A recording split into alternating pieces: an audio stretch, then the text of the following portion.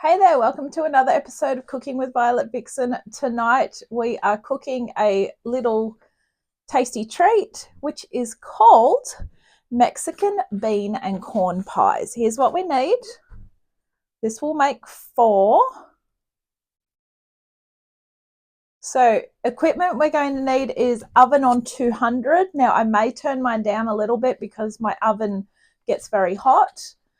A saucepan or a frying pan, a stirring stick, and 4 of these things which are called ramekins. If you don't have ramekins, you can probably make it in one big pie, which will take longer to cook. So come on in, let me show you these ingredients. All right, so first up, we are going to need 1 tablespoon of olive oil. Still got that bottle going strong. 1 onion, finely chopped. I prefer the smaller onions, so I get less onion in it, so that's that one. 1 tablespoon of Mexican chili powder. I have Mexican seasoning that has got chili in it, so we're just going with that one. So that's going to give me extra spices, not just chili. 750-gram can of kidney beans drained. Now where I work, we sell them in 400-gram cans. I've got 2 of them. That's 800 grams, so I'm 50 grams over. It's not worth saving 50 grams of beans, so I'm going over with the beans. But I will be under on the corn, so it will work itself out. 1 cup of frozen corn kernels. Now these were the ones that I put in the freezer a few weeks ago that were left over. I haven't bothered to see if that's a cup, so that's just go with the flow. Whatever's in there is what I've got. 400-gram can of crushed tomatoes. I was so excited because it had a ring pull on it. Stupid ring pull wouldn't pull, so I had to get the can opener out. That is why it's standing upside down. So these are the Italian chopped tomatoes.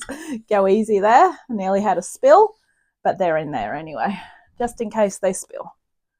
And then we also need 1/4 cup of sour cream. So I got that one from work as well. That's in here. And a sheet of puff pastry, lightly thawed. Well, I got it out this morning thinking I was going to have all the energy in the world, and my wheel fell off. I had to go and have a nap, went to the gym. Anyway, I'm cooking. That's the main thing. So I have got, that's well and truly thawed out now. So it'll be ready to go. Okay, so that's what we need. So let's get ready to cook. Okay, so first off, we're going to start by spraying this because it just makes it so much easier when it comes to washing up.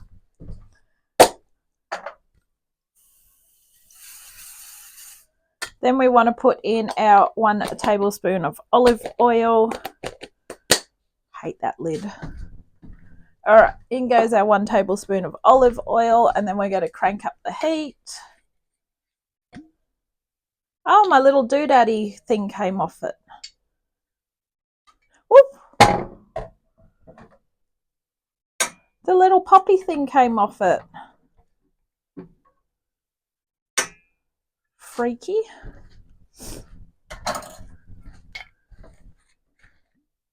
Oh, okay. Well, there's supposed to be a fancy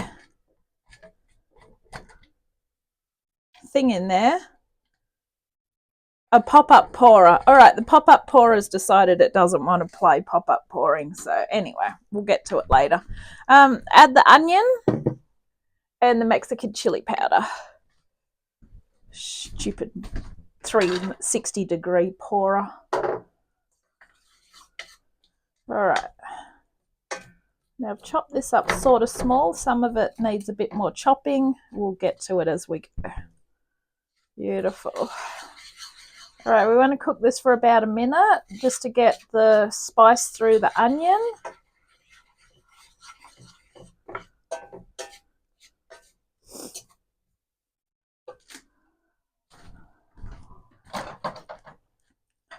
Next thing going in is going to be the kidney beans, corn, and tomatoes. So we're going to get that over ready. Kidney beans, corn, and tomatoes.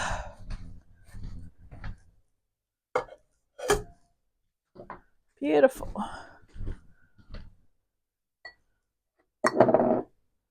And today is no different, so I'll probably deglaze the tin of tomatoes as well with just a little bit of water.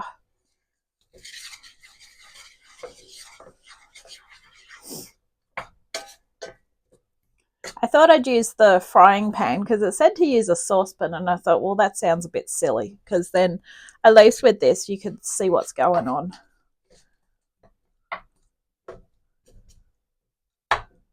And we can get in here and break this up a little bit with this stirring stick spatula thing too. This is why it's good to have a wooden spoon that acts as a spatula as well, because you can break up things that you didn't quite chop properly. Okay, no, that is getting hot. All right, let's just get the tomatoes in. Now we've got just a little bit of juice in there, so I'm going to put a little bit of water in it. For you that haven't seen this before, this is called deglazing. It's basically where we get what's left in the tin, and we'll boil it out so it's fine. There we go. These are really good tomatoes because they're chopped up very fine. Very popular for Italian cooking, and in today's case for Mexican cooking. Once we get the kidney beans and the corn in, we're going to cook this for about 5 minutes. So we want it to boil up because we're trying to boil off the excess liquid. There is a little bit of liquid from that corn because it was in the freezer. That's nowhere near a cup, but as I said, we make up the shortfall with the extra kidney beans. All is not lost. All right, here we go. Whoop, last one. Beautiful, look at that.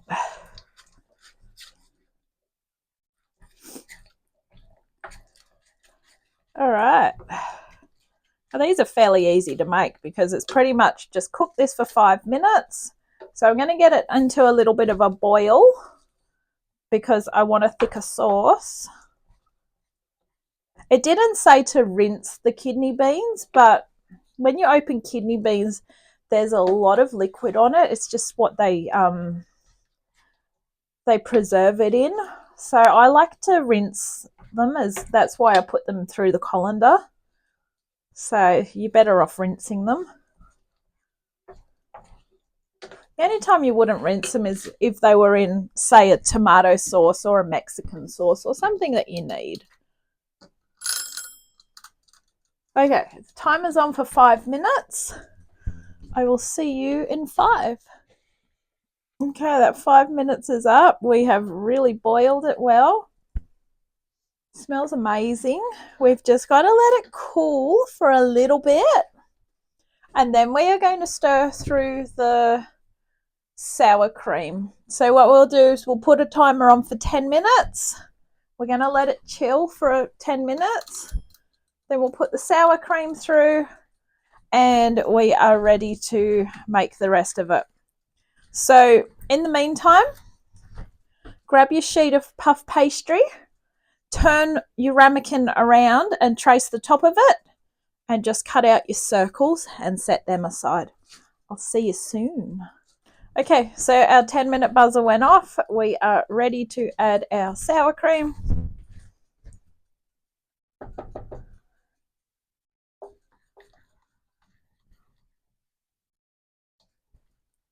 We want to deglaze this as well. Get maximum sour cream into it this way.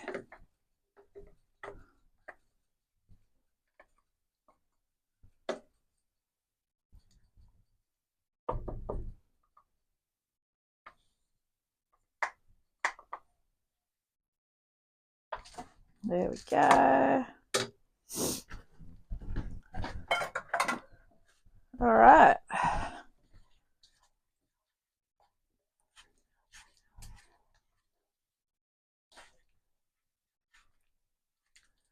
So now we're going to get, I think our ladle will be the best. set this spoon aside. Let's find the ladle, because we want to put it evenly into these. And I always find the ladle to be the best to do this. Okay. We go into each one with about a ladle full. And then you just go backwards and forwards. Okay. Yum. This is a good winter warmer. We're nearly at winter now. It was a bit of a cold morning, but a very beautiful day. Once I sort of got out of the house and realised that the sun was out and I went to the gym, I realised it was such a lovely day compared to the days where we've had a little bit of rain and it's a bit cold. But we're definitely going to be featuring a lot more winter warmers as we get closer to it. So if you want to freeze these, probably not a good idea to put them into a ramekin, because I don't think you should freeze them in a ramekin, but you could actually assemble them, pop them into something that will freeze, maybe one of the pie dish things that you can get, those silver foil things, and you can freeze them at this level and then you can bake them at a later date. That one's probably got a bit too much liquid in it. Anyway, let's pop the lids on. Just going to get some water in that to get it out of the way. Just get that out of our way. You want to see the ramekins, not the washing up that is upon me for a later date. That tray's warm. Okay, now we bring over our little pastry circles. Pop one on each.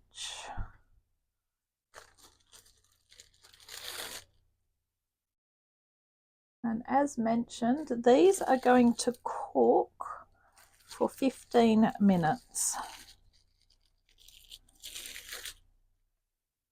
Don't think we need to put a hole in the top, just like an air vent, but I think I might do just a tiny little stab in the top of all of them. Well, at least my pastry is well and truly defrosted. They actually look pretty cute. Look at them. And normally with most pastry things, you brush something over them, lightly press on the rim of the dish, place on oven tray and cook for 15 minutes until pastry has risen and is golden. So just a little air vent in them like so. In they go. I will see you in 15.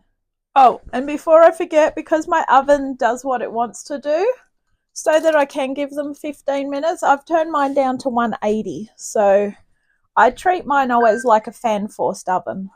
So I can always give them a bit longer at 180, but I don't want to burn them. So we'll see what they look like.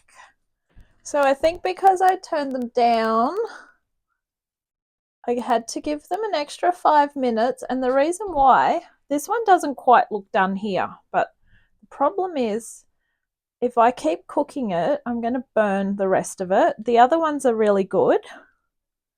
So I'm just leaving that one at that, because at worst I'll just cut around that lid. That's fine. So yeah, they look really good. The whole reason for putting them on a tray is because of this one here, where it's actually bubbled over. So you want to be able to catch any liquid, otherwise it makes a mess of the oven. All right, so thank you for watching this episode of Cooking with Violet Vixen. This has been Mexican bean and corn pies. I'll catch you on the next one. Bye.